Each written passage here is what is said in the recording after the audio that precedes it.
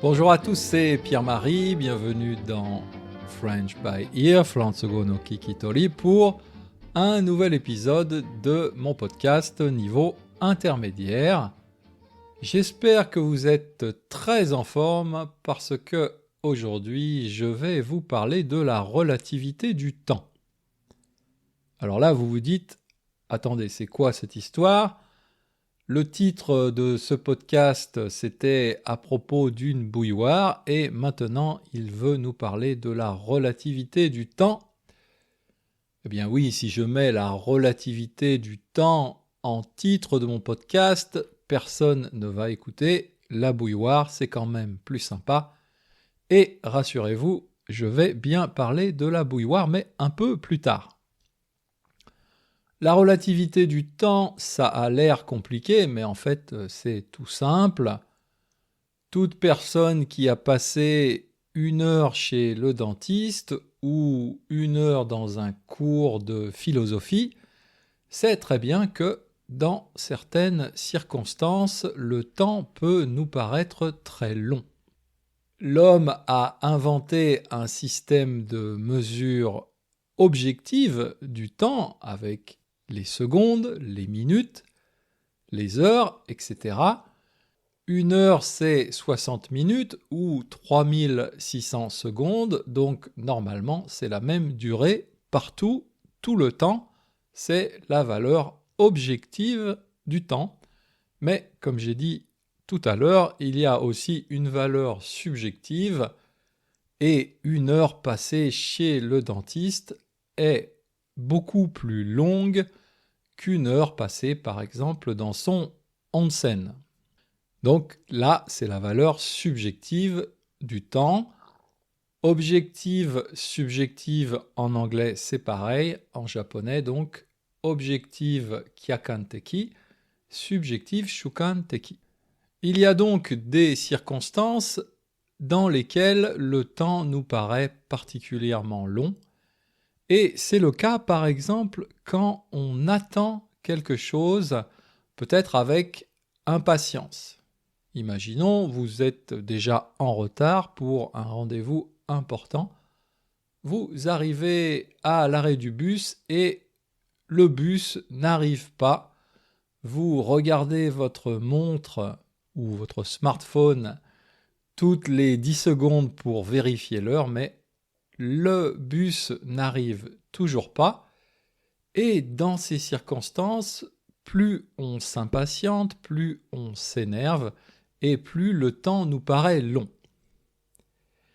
Et en plus, l'homme étant une créature égocentrique, c'est-à-dire que l'homme se place lui-même au centre de tout, eh bien, on a tendance à penser que le bus fait exprès de ne pas arriver justement pour nous embêter et justement ce jour-là où nous sommes déjà en retard pour un rendez-vous important. Alors, que faire dans ces circonstances ? Que faire pour que le bus arrive ? Eh bien, heureusement, il y a une technique, et cette technique, c'est la technique de la bouilloire. Vous voyez, j'y arrive à cette bouilloire. Et cette technique a été inventée par des personnages de romans anglais à la fin du XIXe siècle. Ce roman, il s'appelle « 3 hommes dans un bateau » avec un chien. C'est l'histoire de 3 jeunes londoniens qui, donc, à la fin du XIXe siècle, décident de faire un petit voyage en bateau sur la Tamise, donc le fleuve anglais qui traverse Londres, et ils emmènent pour ce voyage le strict nécessaire, c'est-à-dire un banjo, parce que la musique c'est important, une poêle à frire parce que, bien sûr, se nourrir c'est important, et aussi et surtout une bouilloire parce que, eh bien, ils sont anglais et donc ils ont l'habitude de boire chaque jour, plusieurs fois par jour, peut-être même un thé. Et donc ces 3 copains décident de faire un thé ils allument le réchaud sous la bouilloire pour faire chauffer l'eau et ils s'installent devant cette bouilloire en la regardant intensément parce qu'ils sont impatients de boire leur thé. Alors bien sûr, nous sommes à la fin du 19e siècle, ça n'est pas une bouilloire moderne, c'est une de ces vieilles bouilloires très rondes, assez grosses, et au-dessus de la bouilloire, il y a un petit bouchon qui siffle quand l'eau est prête, quand l'eau bout, le petit bouchon fait un sifflement, ça veut dire que l'eau est prête. Donc nos trois amis sont assis face à cette bouilloire, impatients, et bien sûr, qu'est-ce qu'il se passe ? Eh bien, rien, il ne se passe rien. La bouilloire ne veut pas siffler, la bouilloire refuse absolument de chanter, et nos amis, bien sûr, plus le temps dure, plus ils s'impatientent, mais au bout d'un moment, enfin, ils comprennent que la bouilloire fait exprès de ne pas siffler parce que, justement, ils sont impatients. La bouilloire, tout simplement, se fait désirer, un peu comme, vous savez, ces grandes stars du rock'n'roll qui doivent commencer leur concert à 20h, mais qui font patienter leurs fans jusqu'à 21h ou même 22h dans certains cas extrêmes. La bouilloire donc se prend pour une star du rock'n'roll et fait patienter nos trois amis anglais, qui ne sont quand même pas totalement stupides et ils finissent par trouver une solution pour feinter leur bouilloire. Feinter, c'est un verbe qui veut dire tromper, qui veut dire un peu ruser. Comme la bouilloire a décidé de jouer au plus malin, eh bien, nos trois amis décident d'être encore plus malins. Et qu'est-ce qu'ils font ? Eh bien, ils font semblant de ne plus du tout être intéressés par cette bouilloire. Ils tournent le dos à la bouilloire et ils font semblant de ne plus du tout avoir envie de boire du thé. Ils discutent entre eux, ils font semblant de commencer à manger sans leur thé.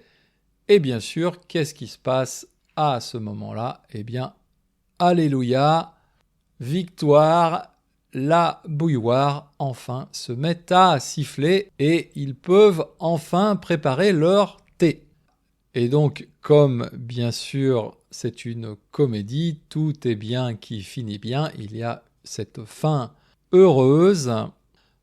Évidemment, cette histoire est totalement absurde, mais c'est un de mes souvenirs d'adolescence assez sympathique. En fait, c'était même ma première rencontre avec l'humour anglais et j'ai tout de suite adoré ce type d'humour un peu absurde. Donc si vous aimez ce type d'humour, eh bien je vous conseille, si vous ne l'avez pas encore lu, de lire ce roman de Jérôme K. Jérôme, qui s'appelle donc « 3 hommes dans un bateau ». Il m'a vraiment beaucoup fait rire et encore aujourd'hui, eh bien j'utilise cette technique de la bouilloire dans certaines circonstances. Par exemple, comme je disais au début, quand j'attends un bus avec impatience, eh bien le mieux c'est de tourner le dos à la route et de faire semblant de ne pas attendre l'arrivée du bus. Et en général, ça marche assez bien. Le bus, du coup, arrive très rapidement. Voilà, c'est tout pour aujourd'hui. Je vais mettre sur mon site internet l'extrait de ce roman avec cette petite histoire de bouilloire. En français et en anglais, si vous lisez aussi l'anglais, c'est toujours plus sympa la version originale. Bien sûr, retrouvez aussi la transcription de ce podcast sur mon site et je vous dis à bientôt. Mata Jikai.